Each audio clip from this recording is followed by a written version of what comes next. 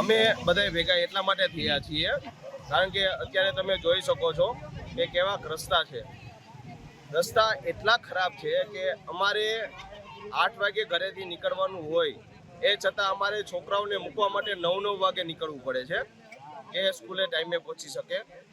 Plus અમારા છોકરાઓ, અમારા ઘરવાળાઓ બધાય ઘણા બધા અહીંયા પડે છે.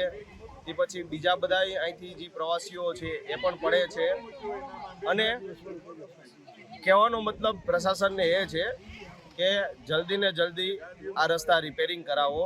જો તમે જલ્દી ને જલ્દી આ વસ્તુ રિપેરિંગ નહીં કરાવો 7 દિવસની અંદર, તો અમે પછી હવે રસ્તા રોકવા આંદોલન કરવાની ફરજ પડશે અમને.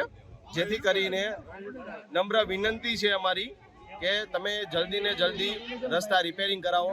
અને રિપેરિંગ એવી રીતના કરાવજો કે જેથી કરીને પાછું અમારે તમને કેવું ના પડે. જેથી કરીને હમણાં થોડાક ટાઈમ પહેલાં કીધું હતું તો એક જેસીબી આવ્યું, અડધો કલાક ખાલી રહ્યું, અડધો કલાકમાં રહી અને વહી ગયું.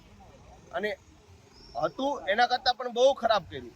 સામે તમે જોઈ શકો છો કીચડ એકદમ કરી નાખ્યું છે, જ્યાં બાઇક જાય તો સીધું સ્લીપ જ ખાય. એટલે જેથી કરીને પ્રશાસનને એવી નિવેદન છે કે તમે જલ્દી ને જલ્દી રસ્તા રિપેરિંગ કરાવો.